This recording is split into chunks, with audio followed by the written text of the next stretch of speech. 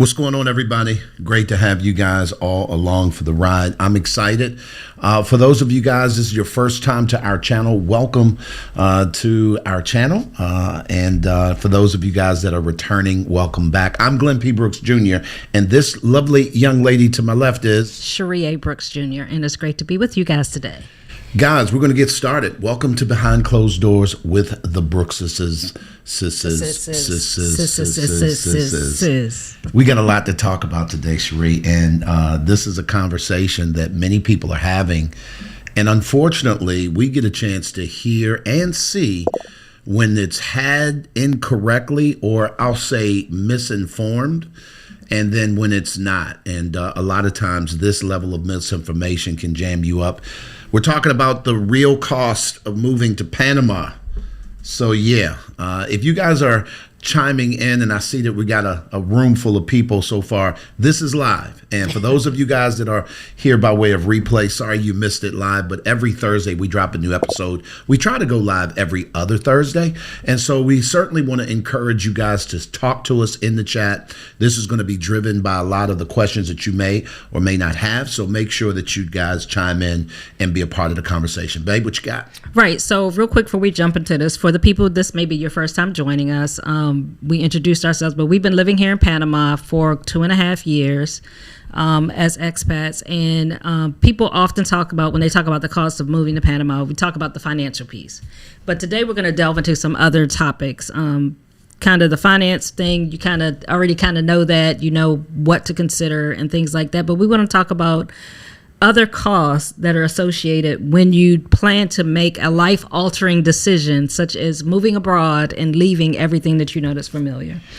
Yeah, and I think that, and we're gonna get into the costs. Guys, definitely got to go check out some of our replays and some of the different videos. This is episode 89, 90, 89, I think it is. So if you've not binge watched our content, I promise you it's a great place to start on your research journey, because we've covered so many topics.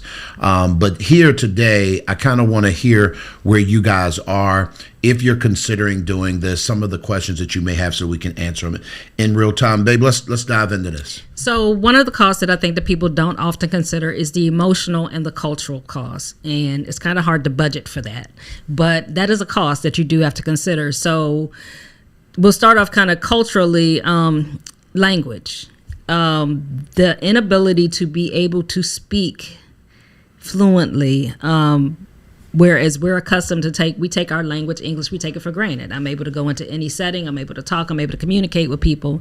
But when you move to a foreign country that English is not the primary language there, it can cause some cultural costs. It can cost you relationships, or the ability to be able to make deep relationships initially, and the costs you need to invest in order to learn that language, to take the time to commit to being able to learn the language, and how that can impact your experience when you're abroad. Yeah, and I know we've talked about this in times past, and people have their own feelings behind it. But we're coming from the place of, we're assuming that you are coming here and that you want to become a part of the culture.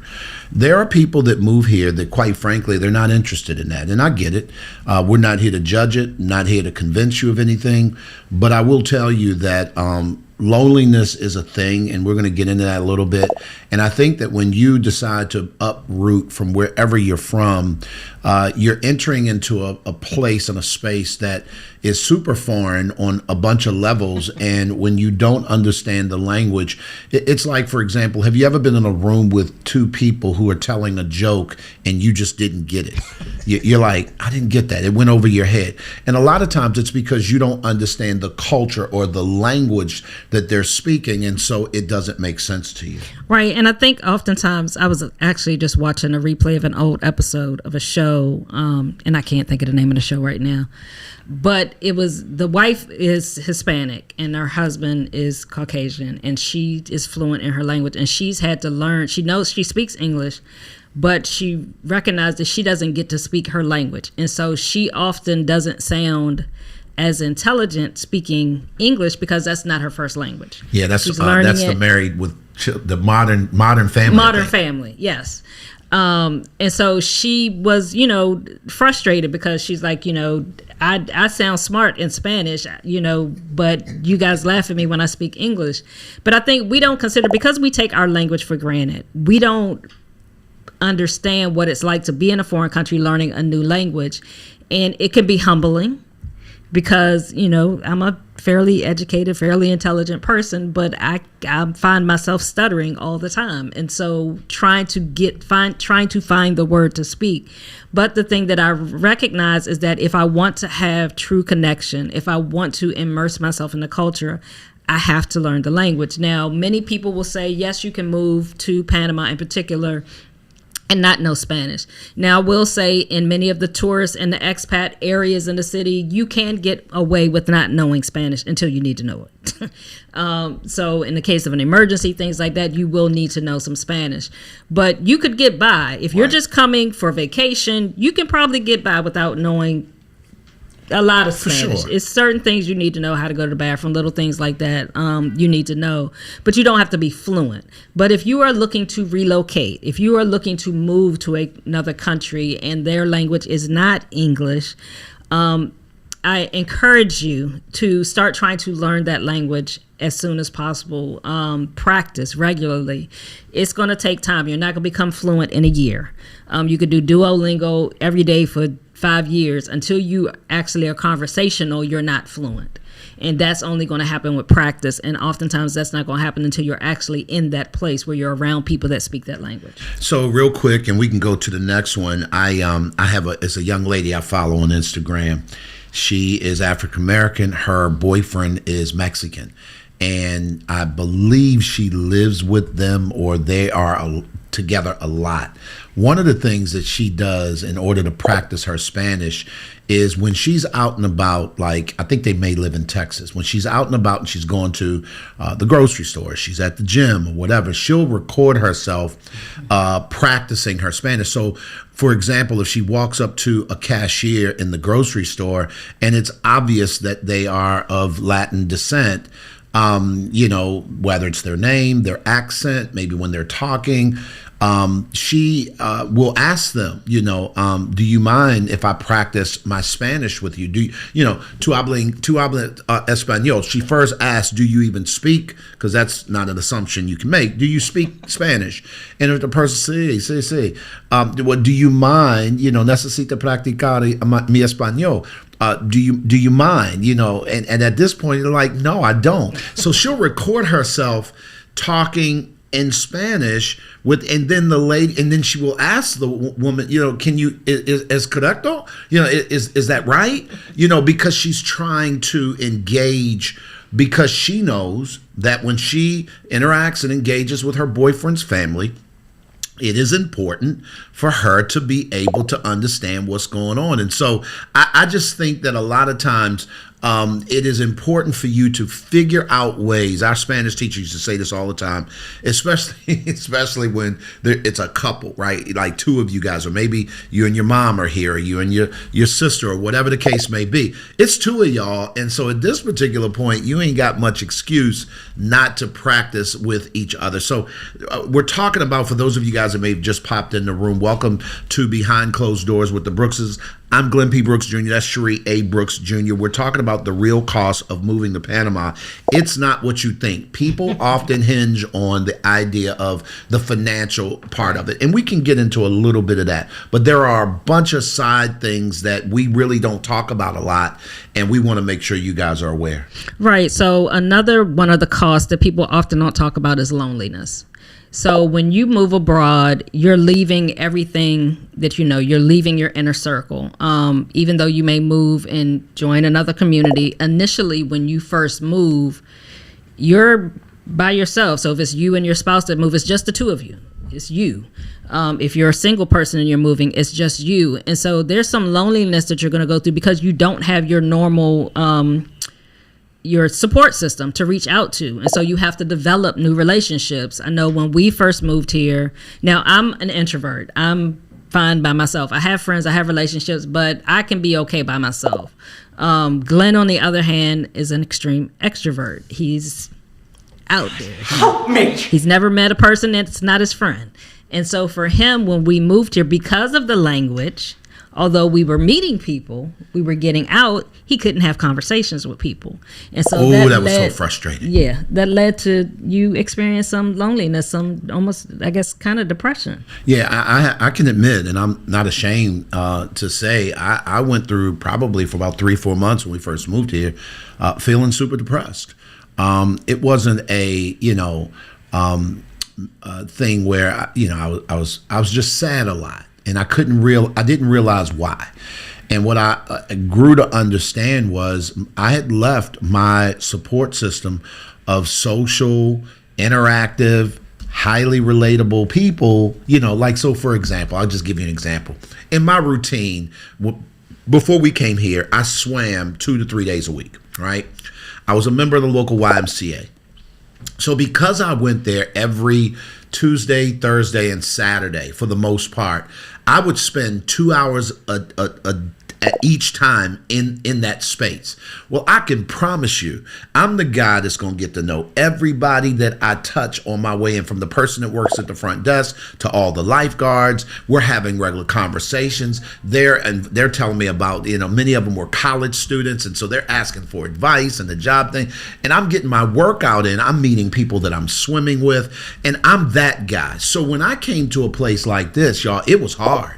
Because now when I sit in a grocery store, or I'm in a gym, or I'm in, maybe, Uber, whatever, I'm sitting in silence. Mm-hmm. And I didn't realize how much of my personality was connected to conversation. Mm-hmm. And as much as you may kind of make light of, he talks a lot. No, it's more than that. That's a part of who I am and how I relate. And so for me, it was incredibly critical for me to learn this language and begin. And now for me, even though I don't consider myself conversational, I'm much more fluent than I've ever been before, and I feel super confident using my jacked up Spanish to communicate, just to create conversation with people, and it is causing me to improve my Spanish exponentially. Right, and so although I am an introvert, and I'm fine being by myself, I still went through. I guess it was, I don't know if I'd say, I guess it was, I didn't have my friends to lean on. So I was leaning solely on this guy here and was getting on his nerves, to be honest, because I didn't have anybody else. I'm good probably, and 5 days out the week, I'm fine. I can be by myself. But it's 2 days, I have this burst of energy. I want to get out. I want to do stuff. And I was looking at him like, hey, you want to go play? You want to go play? I'm in the middle of something. What are you talking about? And so there were times when he wasn't in a place that he could do it. And so it was a major adjustment. And that's something that people don't talk about. It's like, even though we did not come by ourselves, we weren't singles, we both had to adjust to this new lifestyle. We had to adjust to the culture. We had to adjust to the time. So here in Panama, we have a 12-hour day, 12 hours of daylight, 12 hours of darkness. So from 6:30 a.m. roughly to 6:30 p.m., you have sunlight. It's daytime. 6:30, roughly 6:30, 7 o'clock, it's getting dark. So, and that's year round. Every day of the year. That's year round. And so that was an adjustment. And so I might get my burst of energy in the evening, and it's like it's dark outside. And when we first got here, I wasn't that comfortable going out at night by myself. I'm fine now because, I know where I am and I understand, where to go, where I can't go and things like that. And I feel totally safe. But not having somebody to hang out with, I think, is something that people don't consider. And if you come and your spouse is more of a homebody and you're the more extrovert, you're the one that wants to get out and about, it's going to be imperative for you to connect with communities here, expat communities. Try to make some friends, as soon as possible. Now, it's not saying you got to go and do, and that's a big mistake a lot of people make when they get here. They want to do everything. They're going to go to every meetup. They're going to go to every event they see. They're going to go to I'm going to do this. I'm going to do this. Pace yourself. And you burn yourself out, and it's like, oh my gosh. And then you pull back, and then people are like, oh my God, what happened to them? Where'd they go? But just just pace yourself. But I think you got to come here with an open mind and know that you're going to have to come outside of yourself to make new relationships when you come here, if you are the type of person that needs relationships. Now, if you are straight, for lack of better terms, hermit, you're fine being by yourself, you're a loner, you'll be fine in that aspect. But I still think that when you come to a new country, you're still going to have to try to, you got to, when you go shopping, when you do things like that. So the language piece is going to come in, and you're going to have to interact with people at some point in time. And so it's something just to work on. If I can just jump in just on that point. Hola, Denise. ¿Cómo está? It's good to see you. This is a pretty dog you got there sitting there. Okay, so that's just an example. I did not plan on saying and having a whole conversation with Denise, right? That wasn't my plan. I don't know Denise from Adam's house cat. You understand me? However, the extrovert in me, the relationship person in me, the people person in me can't help itself. So I will say, hola, ¿cómo está? And then I realize, oh man, that's a cute dog sitting in her thumbnail. Like, I see stuff like that. Well, when I'm in the building that we live in, for example, I'm not just walking by the staff and then just kind of like, No, I literally, let me just give you guys a quick hack. Let me give you a hack. Our Spanish teacher taught us this one. All right, so we have this smartphone. Let me say this. Don't let your smartphone make you dumb. I'm going to say it again. My business coach says this all the time. Do not let your smartphone make you dumb. If you live in a building, and maybe I'm talking to some people who are living abroad, and you do not speak the language very well, but you're going to walk by the same people every day. Maybe it's the grocery store that you go to. Maybe it is the place.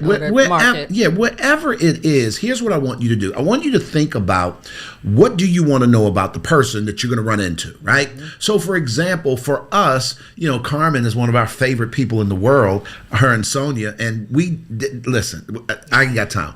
But you would think that we own the whole building. Let them tell it. Whenever I see them, I have a prepared speech.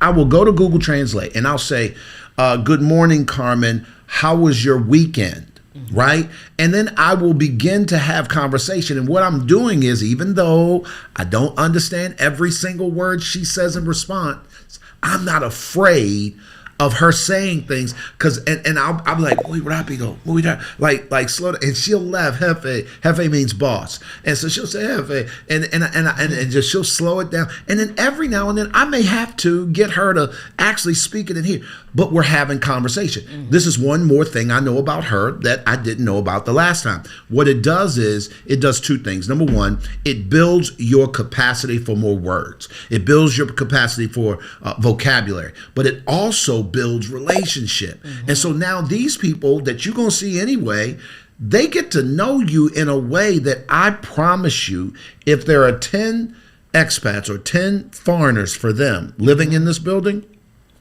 9 of them don't do that. Right. Say it again, True. Right. That's Am I true. right? That's true. And so even for my singles that do move abroad, I want to encourage you, and this will help with number 1 and number 2. We were talking about the language, and we're also talking about loneliness. If you simply engage the people if it's the security guard at your building, or if there's a coffee shop that you go to regularly, start to talk to those people as much as you can. And like Glenn said, the great thing is to do, because we have these smartphones, you can put whatever you're going to put in there while you're still in your house, while you have internet, screenshot it. So it's on your phone. So if you get there and your phone's not connecting to Google Translate, you already have it there. You have a whole conversation, the things that you want to say to them, and you're able to start a conversation. Get to know people. You have to step outside of yourself when you come to a foreign country. Panamanians are extremely friendly, but I will say they are somewhat guarded. And what I mean by that, they're not going to necessarily come up to you, right, and initiate a relationship, or initiate much more passive. Or initiate even a conversation. But when you show yourself friendly, they are friendly.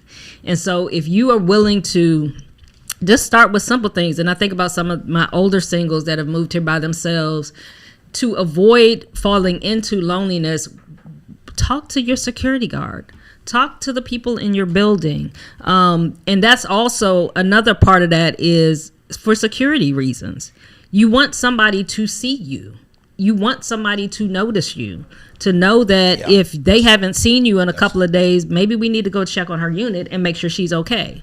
You know, because especially if you're here alone, and a lot of expats are moving here by themselves, older women, older men, even some younger people, you know, in their 30s and 40s are starting to move here by themselves. And one of the key things is, you know, when I say security, it's not that it's unsafe, but just having somebody know where you are, having somebody not necessarily looking for you, but they notice if your pattern changes, if something's going on. And you want the people in your building, particularly the staff in your building, to kind of know who you are. If they haven't seen you in a couple of days, it's like, is she okay?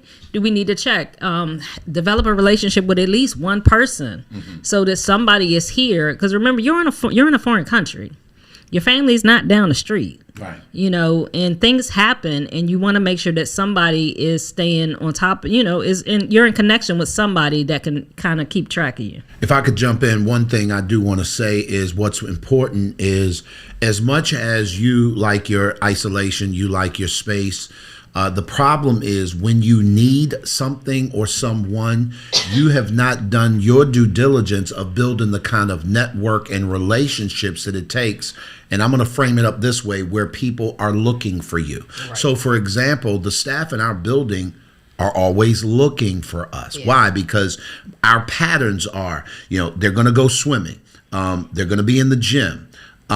They don't drive, so we see them come and back and forth all the time. We see when people come to visit them all the time because they don't drive. They know we don't drive because our driver comes and uses our spot when he comes to pick us up. So the point I'm making is this, y'all, because they're looking for me, as soon as Cherie is right, as soon as your pattern changes, it becomes a thing. So for example, there are times where when we are going away, we will tell the staff, hey, listen, we're going to be going back to the United States for a couple of weeks. So we're going to be doing, and it's done for two reasons. One, because I don't want them looking for me because I'm not there. Two, it gives them insight a little bit to our lives, and it makes us more human. And now people want to see you.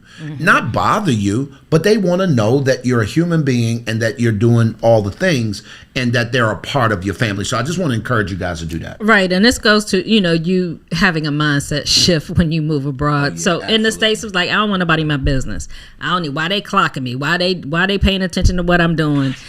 You want somebody to be looking for you here. So there have been instances like either Glenn's been sick or I've been sick, and you know, if you watch the channel, we both have had our medical situations here. When I was in the hospital and they hadn't seen me for a couple of days, they saw Glenn and they was like, we haven't seen Miss Cherie. And when Glenn was sick, it was like, Senior Glenn, where's Senior Glenn? And I was able to tell them, like, oh my gosh, we knew we hadn't seen him, but they were aware that something was off. They knew that something was off. And so, but I don't look at it. Whereas in the States, will be like, why are you asking me where my husband at?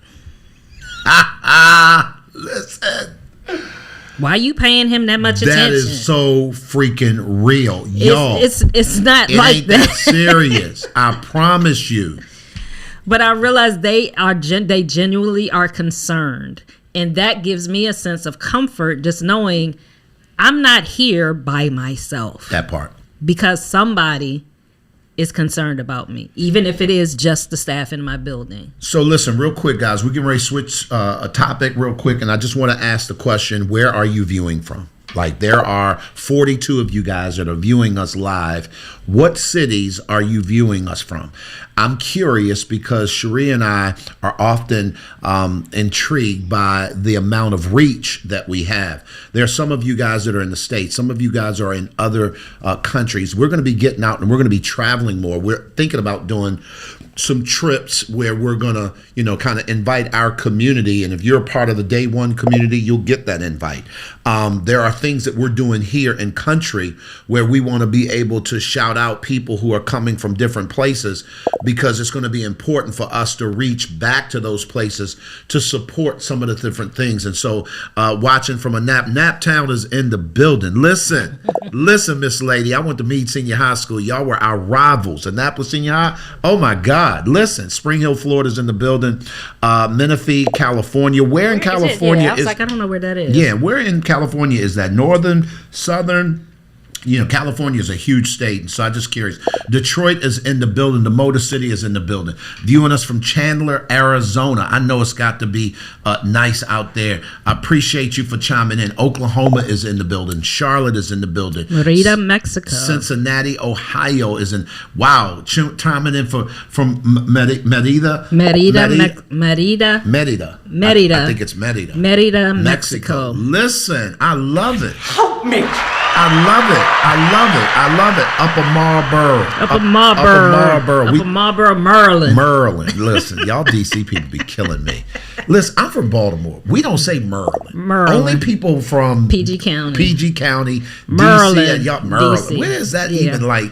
Listen, anyway, we're not gonna get. We lived in Upper Marlboro when we first got married. Sheree and I lived in Upper Marlboro from '99 to 2006, I think it was. So we are very familiar with that area. We got Jackson, Mississippi. So she said it's in the northern area near Temecula and Merida. Merida. Okay. I know what Temecula is. So I don't, but that's okay. I'm glad y'all do. I love it. They are tuning in today. We got Myrtle Beach. I love it. Did I get it correct? I love it. So really quickly, Sheree, we're going to go ahead, baby. Before we move on, I noticed quite a few of you said you were planning on coming. You're planning to come to Panama. Those of you that are planning to come, have you started practicing Spanish? Have you started? Have you learned some basic phrases? Yes or no? Yes or no? Just yes or no. Just yes or no. Have you, if you've started practicing, trying to learn some Spanish before you come for your trip? Just put a yes or no in the chat. Yeah, I love it. Okay, so we got Las Vegas. We got the Gulf side of Florida. We got Rio Alto, Cebolla, Texas, and Fayetteville, Georgia. Okay, Dimple says yes. There's a couple more. Okay, there they go. Five words. Danita says she got 5 words. Listen, join the club. So quite a few of you guys are saying yes. So one thing that we, I kind of threw this out last week. I think it was on our episode last week that we was going to give you guys a Spanish word of the day or the week. Yeah, we didn't officially decide though, babe. Well, we're gonna get them a phrase today. Okay. To help them. Y'all, if y'all want a phrase to be helped, put me in the chat because I don't know if this is going to land well. I don't know if people are ready to learn. Stay tuned to the end of the episode. Sheree is I'm going to give it at the ready end to of the episode. Teach and train. Listen, I don't know. Y'all ready for that? I love it. Stay tuned. We're going to give you the phrase at the end of the episode today. So y'all hang tight. So we're going to give y'all a little something to help you because some of these people came here for the real cost of moving to Panama. They ain't come here to be trained on something. Sheree. Come on, let's go. Okay, so the next area we're going to talk about is faith and mindset costs. Stretching your trust, patience, and identity. So mindset is key whenever you make a relocation relationship, whenever you relocate, whenever you make a major change. And I think a lot of people don't help me. I did that for April. I'm sorry. Relocating somewhere is a life-altering decision. This is not something to be taken lightly. When you are considering getting rid of everything that you own, packing up everything that you have, leaving everything that you know, it's major. That's a big deal. And it's not just the logistics. Your mind has to shift as well. It's not just you physically relocating. Mm-hmm. Your mindset has to shift. There are so many things that outside of the U.S., what we're accustomed to, that you're not going to encounter. There are the way that people move, the way that the way bureaucracy moves, the way that systems work. Your day to day is going to be very different, but it's going to be the same. So it's a major decision, and I don't want people to take this lightly. I know in the midst of everything that's going on in our current times, people are looking for their exit strategies. They're looking for ways to get to find something new, to start over. And I think that that's a great opportunity, but you have to make sure that your mind is ready for it, not just your pocketbook, not just, like I said, you can handle all the logistics. You have to be willing to be patient. You have to be open to change. If you are a person who's adverse to change, relocating is not going to be a good fit, because you are going to run into, and I don't want to say obstacles, but you're going to run into challenges almost daily. And when I say challenges, they're not big things, but just things that are different, that you're going to have to make adjustments. You're going to have to be willing to make adjustments almost on a daily basis from what you're used to. Now, So let's get into the practical part of that, babe. Okay. And I don't want to rush her, but let me ask y'all a question. Have you ever heard of the difference between a fixed mindset and a growth mindset? The bottom line of what Cherie is trying to say, if you're coming here, you have to have a growth mindset. For example, each one of the units in our building is owned by a separate person. This is not an apartment complex. Does that make sense? As a result, people are doing all kinds of construction work to their own environments, to their own built units. And if you can hear carefully, you can hear somebody drilling. It doesn't necessarily mean that they're above us or beneath us or next door, quite frankly. It could be 4 floors down, but because they didn't hit the right nerve, you can hear it here. Well, we've grown to become adjusted to that, in the sense that used to irritate me, to be really honest. But at this particular point, because the truth of the matter is, it's the culture. And like Cherie said, I've shifted my own mindset to say, this is normal. This is the way it happens. Mm-hmm. So what I do is, rather than ignore the elephant in the room, I introduce it. Mm-hmm. Guess what, guys? We're going live today. You may hear some drilling in the background. They're doing work. Hey, it's almost dry season. People are excited. So I just wanted to let you know, if you get distracted, don't be, we're here. Does that make sense, babe? Mm-hmm. Right. And so with what he's saying, those are the type of adjustments you have to be willing to adapt to. You have to be willing to accept. Things aren't going to happen. I mean, we've talked about this before. So if the workers are supposed to come do something, in the States we're used to, you get a 4-hour window. There is no window. There is no window. They may say they're going to come on Monday. They may not come till Wednesday. And so I'm going to give you an example, and we will touch on this next week, because people are supposed to be coming to paint our unit next week. They're coming to because our building was a fairly new building. There's some cracks in the walls, not deep cracks in the paint from the building settling. So they're going to come and patch that up, and then they have to paint. They're supposed to come Monday through Friday. I'm already preparing. They may not come on Monday. That part. I'm already preparing to possibly be slightly inconvenienced for 2 weeks instead of 1 week. That part. Which is why we scheduled it now versus later in the month, next month. That part. Because we have plans later in the month. So it's being open to that and not allowing those things to frustrate you. And so even when it comes to mindset, even when you're thinking about leaving. So we in America, and I can only speak, I'm American, so I can only speak of that. We have this mindset, you get a good job, you work, you retire, you become a grandparent, you're there for your grandkids, you do all these things. There's a mindset shift that has to happen when you decide to step outside of the matrix. Yep.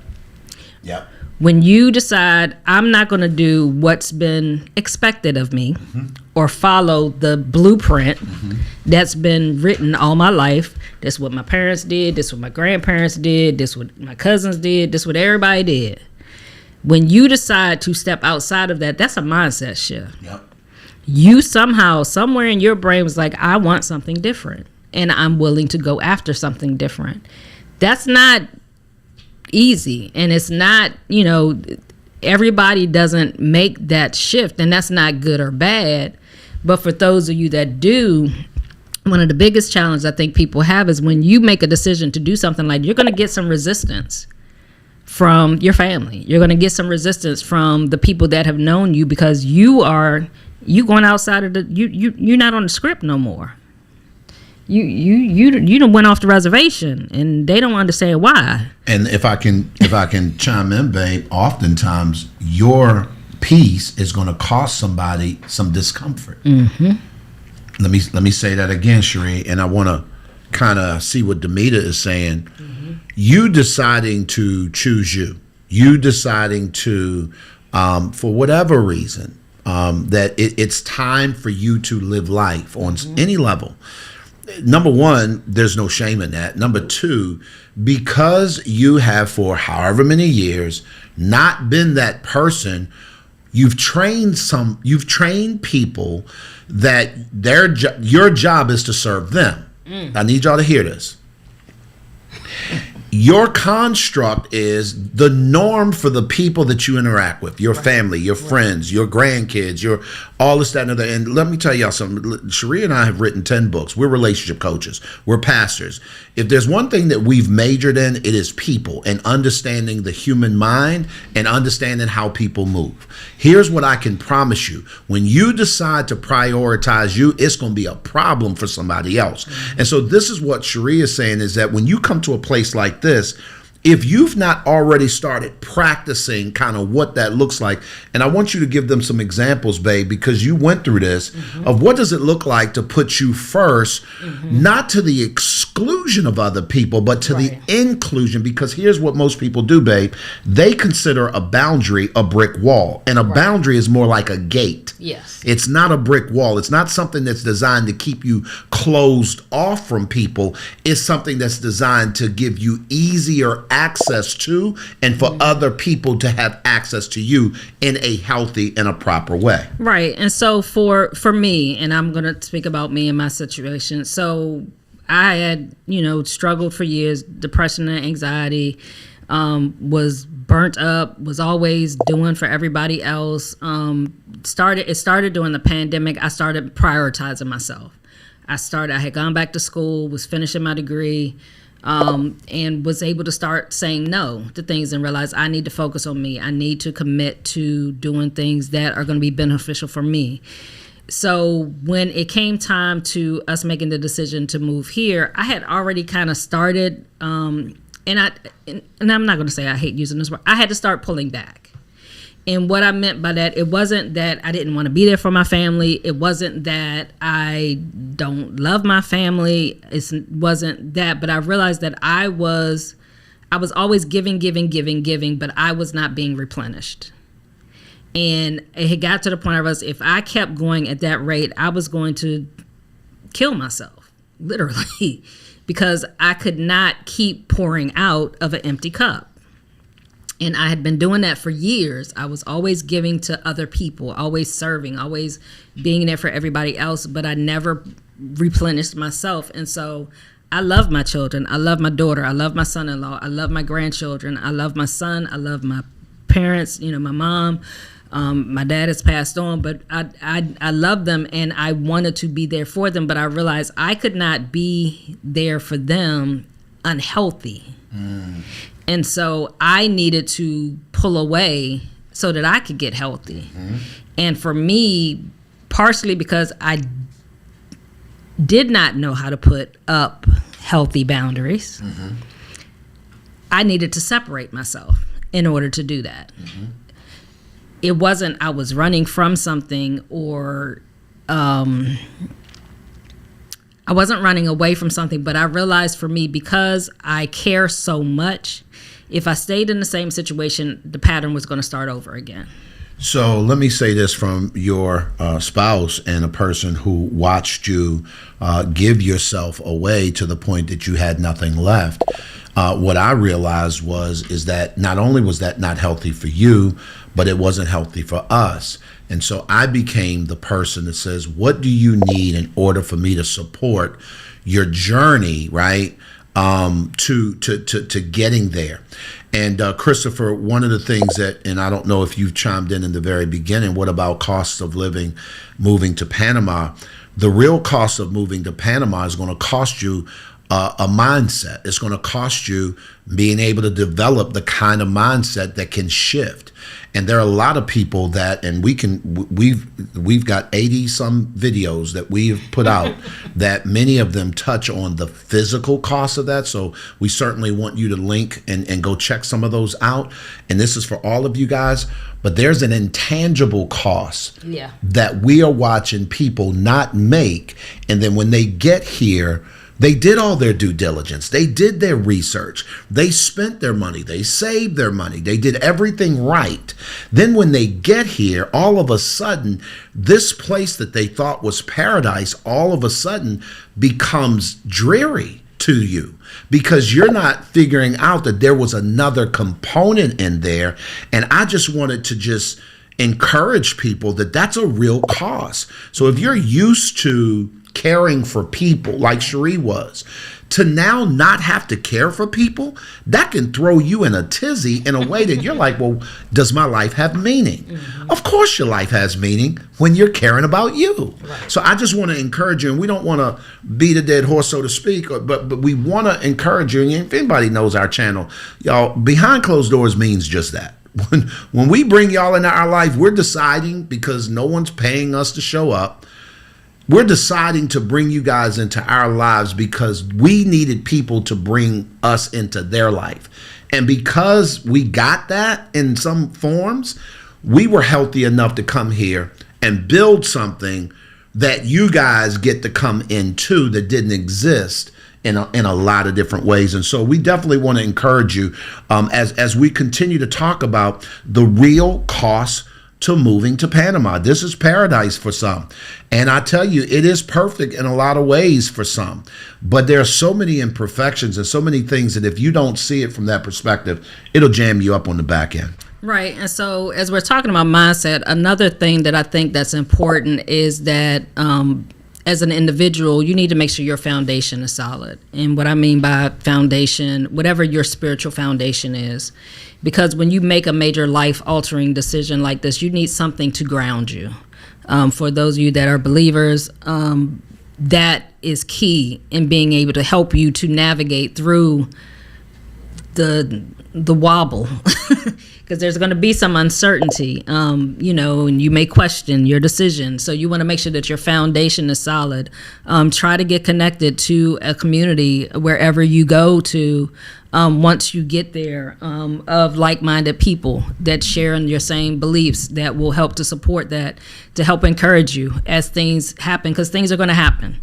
There are going to be hiccups along the way, and it can be discouraging. But if you have a support system when you get to where you're going, if you build that support system or connect with a system, a community that can be that support for you, it's going to help you when those challenges happen. I've had several friends that have had some major hiccups that happen, but because they, in the midst of seemingly everything going wrong, they were able to be encouraged and supported through that to be able to navigate their way through it instead of trying to figure it out on their own.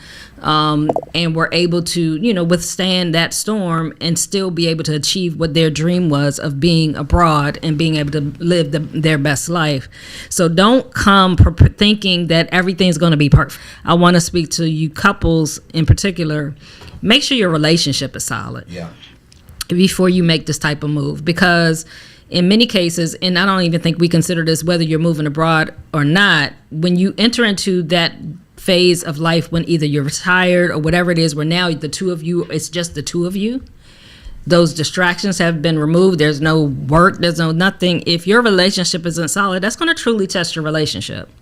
Another country, that's a lot of pressure for an unstable foundation to be able to uphold. And so you want to do your work before you make a decision to move abroad, to make sure that you're solid spiritually, that your relationships are solid, so that, you guys can navigate the hiccups when they come. So guys, if you got any questions, we're getting ready to wrap up in a few minutes. We're going to kind of hit one more point and then we're going to get out of here for the day. But if you have any questions specific to what we're talking about, how did we make some of those adjustments? I see you, Jolette, Joette, I'm sorry if I mispronounced it, but when you said, I'm not going to tell my family until everything is confirmed. I'm nervous about my daughter and how will they take the news. I think that that's a legitimate space. I appreciate you being transparent and willing to be vulnerable enough to say something like that. Do you know this is how and why people ghost people? Right. Not because they want to, but because they don't know how to have the conversation.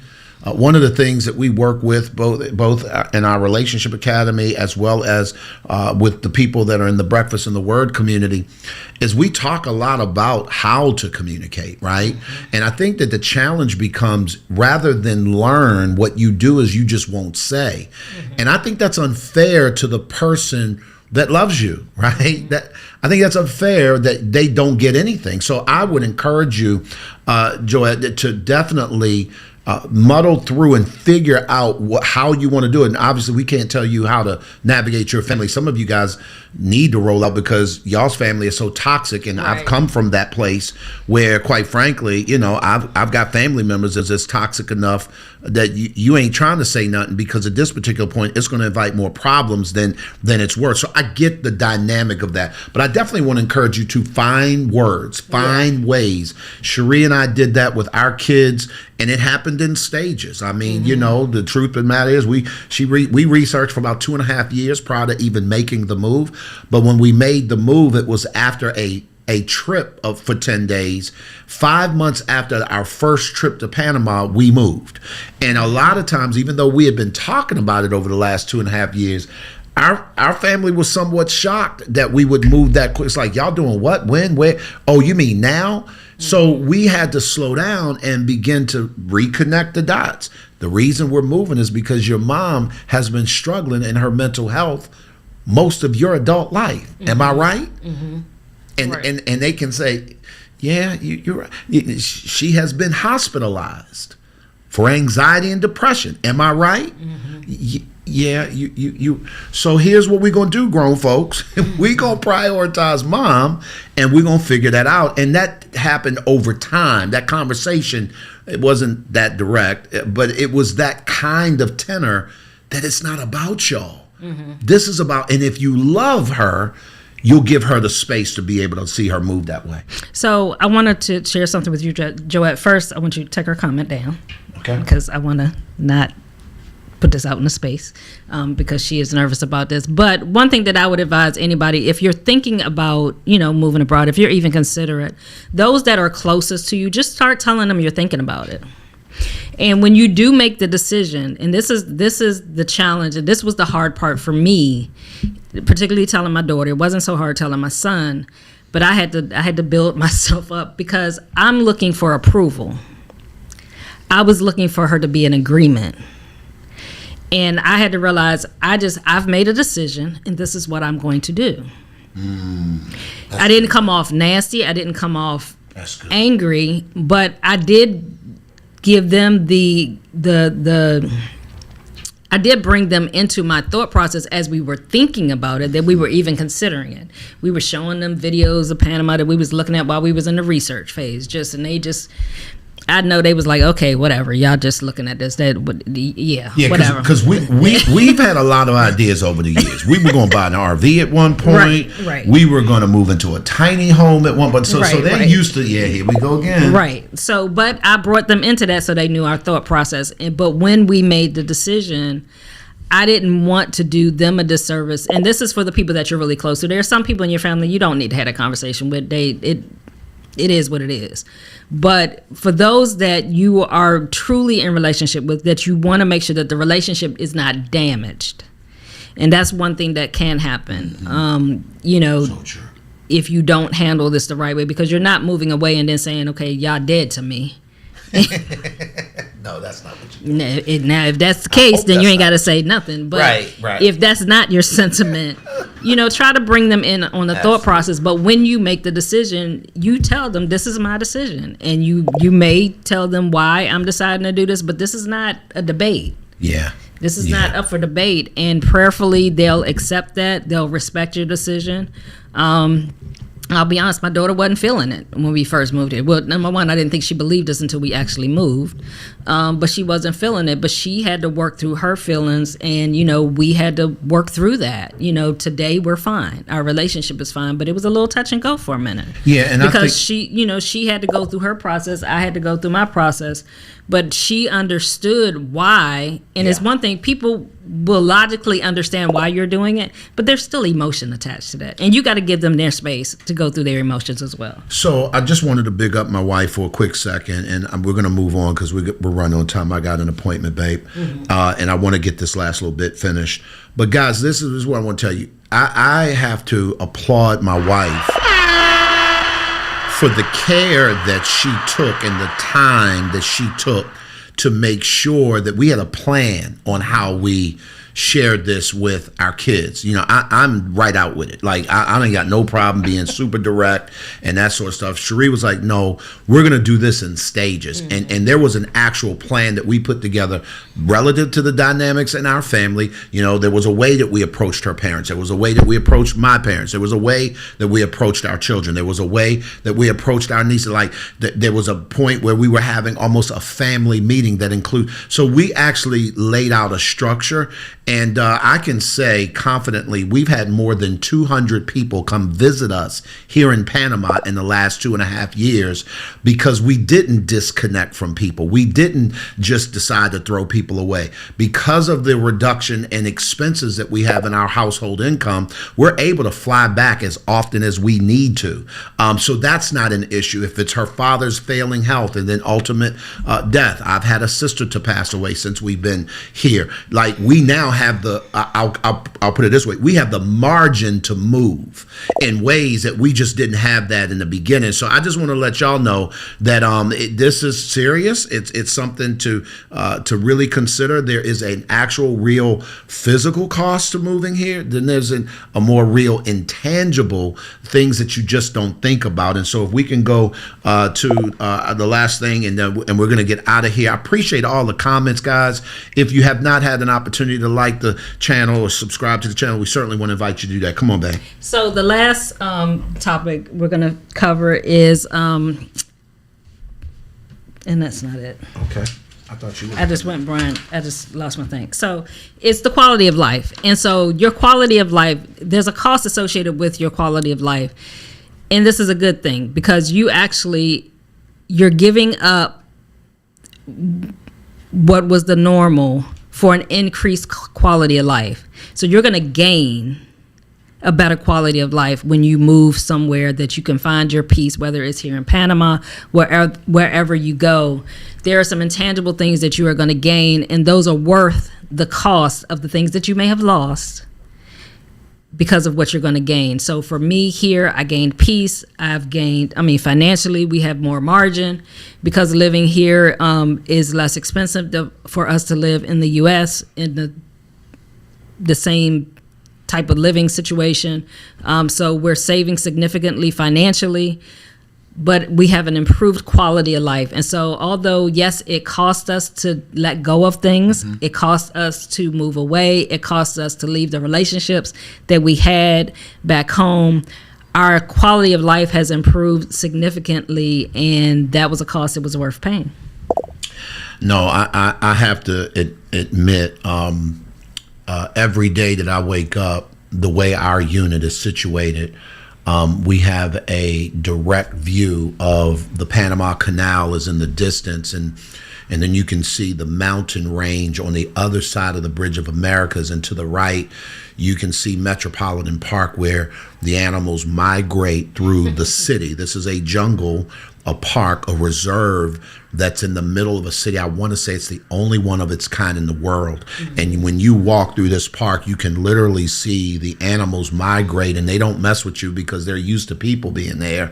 But it's the warmth of the 85 degree plus weather, or 77 to 85 degree year-round weather.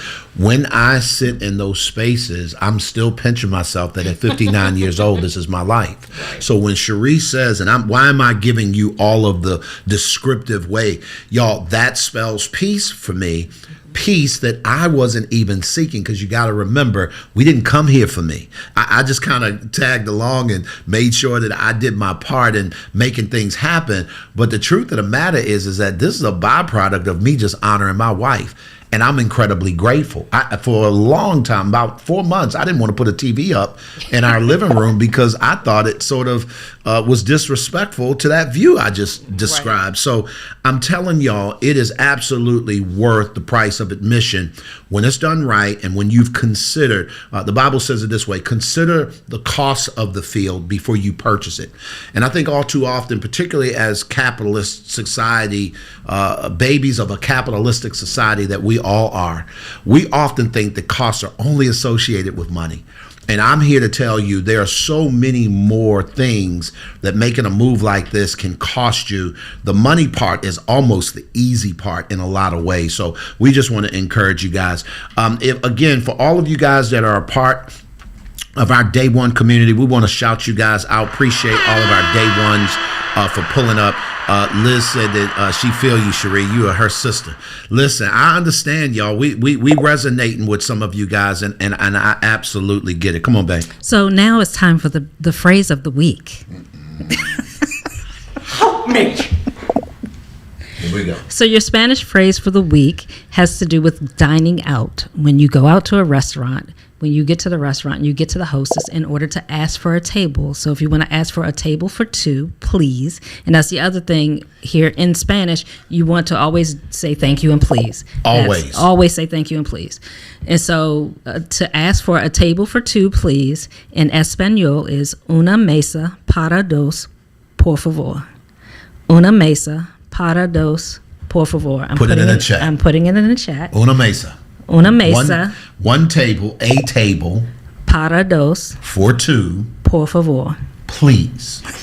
Okay? So that is your phrase for the week. Help me. I love it. I love it. I love it. I love it. Listen, no, Denise, it is beautiful. I appreciate you guys. Listen, phrase for the week. Y'all, let me tell you something right now. I love it. I love it. NYC to 21. I think that's Benjamin, if I remember correctly. NYC 21. Benjamin, is that you? Moved to Panama at 42. Best thing I ever did. I thought that was when I thought I asked you your government name last week, so I'm not sure. Anyway, y'all be good. Listen, I promise you, if you guys love this channel, share it with somebody. You know, we ain't got nothing to sell you. we ain't got. I mean, we just want to love on people and help them find the freaking easy button. Help me. Yes. Oh, I didn't know you were coming to me. Yeah. Yeah. So thank you guys for joining us We today. alive. Y'all be good. Thank you guys for joining us today. Hope you guys have an amazing week, and we look forward to you guys joining us next week for the next episode of Behind Closed Doors with the Brooks.